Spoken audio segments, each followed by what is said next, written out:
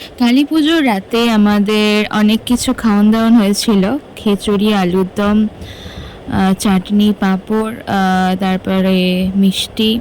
তো সবাই মিলে খাওয়া দাওয়ার পরে অনেকটা রাত্রে নাচ হচ্ছিল আমাদের করা, সবাই মিলে নাচ করছিল। বেশ মজা করে এই পুজোটা কাটলো আমাদের। তো আমাদের পুজোটা প্রায় 10 বছর বন্ধ ছিল, তারপরে আবার এই 10 বছর পর মানে 2015 লাস্ট পুজো হয়েছে, আর 2025-এ আবার পুজো স্টার্ট হয়েছে। তো এই 10 বছর পুজো যে বন্ধ ছিল তার যে কষ্ট আমরা সব এবছরে করে নিয়েছি, একদম উসুল করে নিয়েছি মজা। তো এই মা চলে যাওয়ার যে কষ্টটা, এটা আমার এত খারাপ লাগে, এত কান্না পায়, যেন মনে হয় এই সময়টা যদি না আসতো তাহলে খুব ভালো হতো। তো যাই হোক, মা চলে যাওয়া মানে হচ্ছে আবার 1 বছরের অপেক্ষা,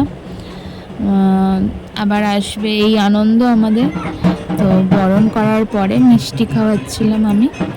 আর তো এই সময়টা খুব কষ্টদায়ক, আর কিছু বলার থাকে না। আমি তো প্রায় বরণ করতে করতে কেঁদেই ফেলেছিলাম।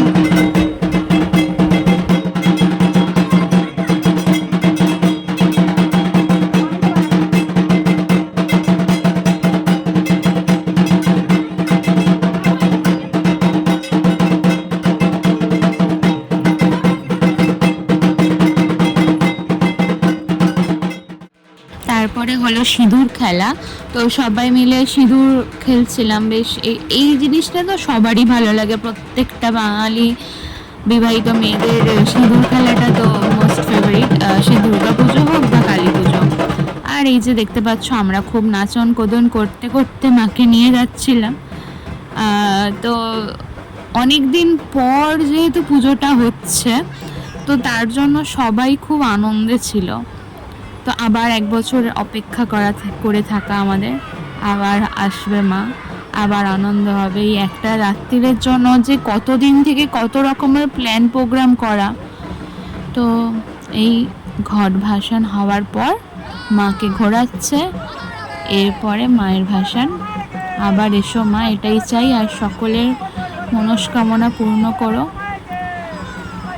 যার যা মনস্কামনা ছিল তোমার কাছে, যে যা জানিয়েছে সব কিছু পূর্ণ করো, করে পরের বছর আবার আমাদের আনন্দ দিতে আবার এসো, এটাই চাই।